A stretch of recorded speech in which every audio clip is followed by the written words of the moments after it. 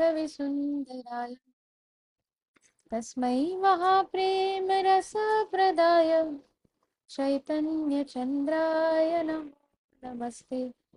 चैतन्यचन्द्राय नमो नमस्ते। चैतन्यचन्द्राय नमस्ते।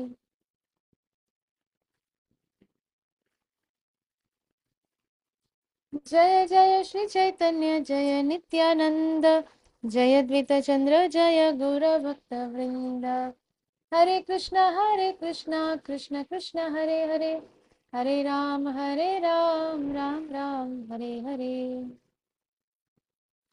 So yesterday we read about the Ishavasya principle that we should not encroach on another's property. If we maintain that principle in our life, then one will be able to enjoy life. In other words, the purport of the Upanishads, the Vedanta Sutra, and Srimad Bhagavatam is one and the same. It's not something different. So if somebody reads Srimad Bhagavatam under the proper guidance in the right association, then there is no need for such a person to read the Upanishads, Vedanta Sutra separately, because the direct commentary is already given in Srimad Bhagavatam. If one studies Srimad Bhagavatam carefully, he will find that all the Upanishads and Vedanta Sutra are nicely explained therein. What I was trying to speak, Mahaprabhu and Srila Prabhupada, they have already spoken. Srimad Bhagavatam teaches us three subjects. First is how to re-establish our eternal relationship. So it is not saying how to establish, because the eternal relationship already exists. But because of the conditioning, many layers of dust have formed over it, and therefore it has gone dormant. Just like a bank account, if it is not used for a certain period of time, what happens? The bank account becomes dormant, and then you have to give proof that yes, it is your account. You have to give the documents. So there is a lot of uh,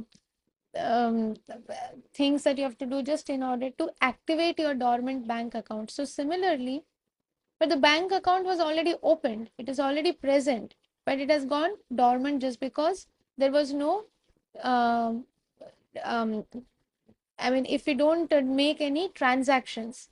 So it is exactly like that, that our eternal relation already exists. It is already established. It is already there.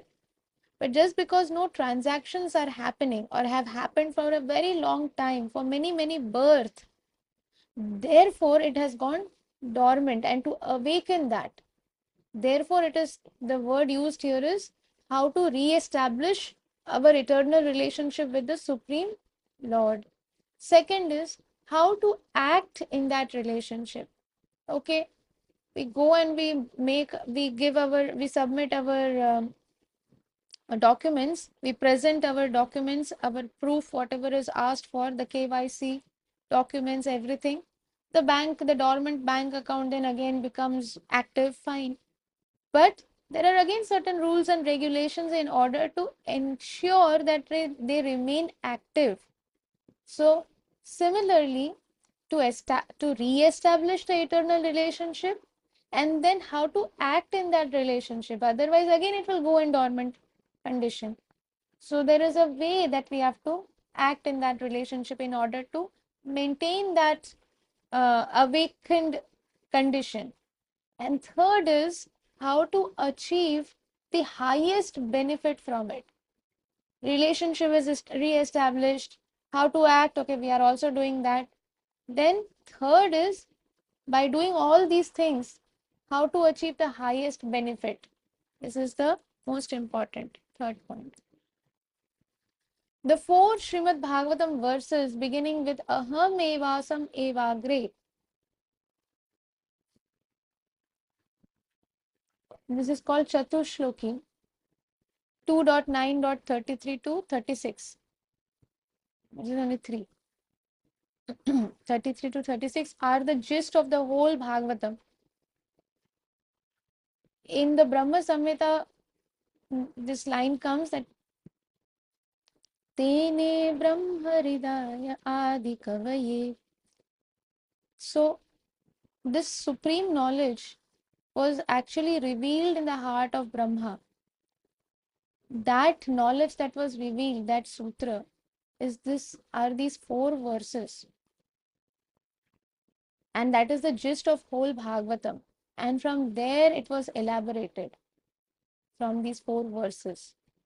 These are nicely summarized by Lord Chaitanya Mahaprabhu as follows.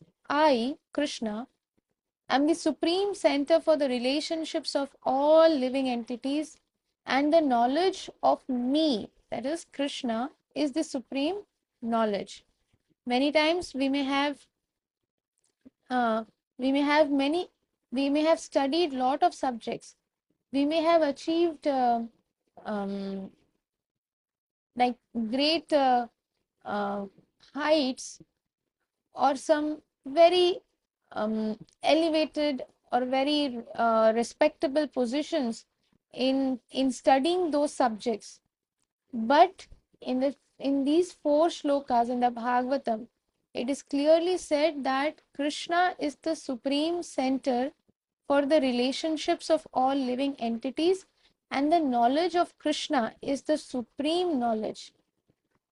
The process by which a living entity can attain me is called Abhidheya.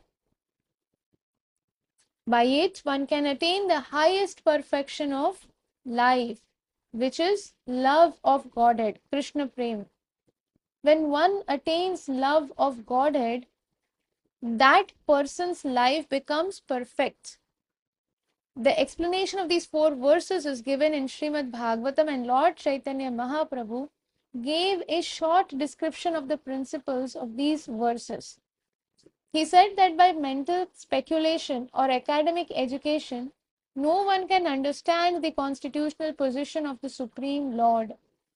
One may be very, very scholarly, one may have got gold, maybe a gold medalist from the best college in the entire world, from Oxford University, from Wharton University, from IIT, anywhere. But unless somebody understands this knowledge, acquires this knowledge of the Supreme Lord, which is the supreme knowledge, everything else is uh, will not help us to go to the constitutional position, will not help us to understand our constitutional position, will not give us complete satisfaction and peace and happiness that we are searching for. Nothing in this world. And what is the constitutional position of the Supreme Lord? What is explained? What is to be understood? That how is he situated? How is the Supreme Lord situated? What are his transcendental qualities? What are his transcendental activities? And what are the 6 opulences? These can be understood only by the mercy of the Lord. Now, this is also very important. One may try to understand these subject matters, but unless the Supreme Lord showers his mercy, it cannot be understood. Krishna says in Bhagavad Gita, Janma karma chame divyam evam yo vitti tattvata. So, one who knows his divine qualities, his divine, how he appears, what are his divine activities, when somebody understands, then such a person is should be understood to be in perfect knowledge. But they can be only understood by someone who have received the mercy of the Lord. And what does this mean? When is it that one receives the mercy of the Lord? When somebody is non-duplicitous or not hypocrite and is not envious of Krishna and his devotees. Because one who is envious, no matter how much they read, how much they hear, they will not be able to understand this message. They will find it very difficult that, Arey, what is exactly the meaning? I every day I sit to listen to these teachings of Lord Chaitanya, but everything sounds similar only. Yesterday also Mahaprabhu was saying the same thing. Today also he is saying the same thing. That means we are attacked by envy. That means somewhere we may be duplicitous, or somewhere I may be doing some hypocrisy. Therefore, this knowledge is not getting transferred because the mercy of the Lord is not there, because we are envious. So only in this one situation, there is a possibility that we are not able to understand certain things. Maybe we are not unable to understand the meaning, or maybe the context, or we may not know something which has been mentioned. That is a different thing. But if we are unable to understand even simple things that everybody is able to understand, we are reading, but we are unable to get the essence out of it. That means we have to check ourselves. Where are we getting stuck? As stated in the Bhagavad Gita, one who is fortunate enough to receive the Lord's favor can understand all these explanations by the mercy of the Lord. The Lord existed before the material creation. Therefore, the material ingredients, nature, and the living entities all emanated from the Supreme Lord Krishna. And after dissolution, they rest in Him. When the creation is manifest, manifest means when it again starts happening. There are times when creation is manifest, all of these things are manifest.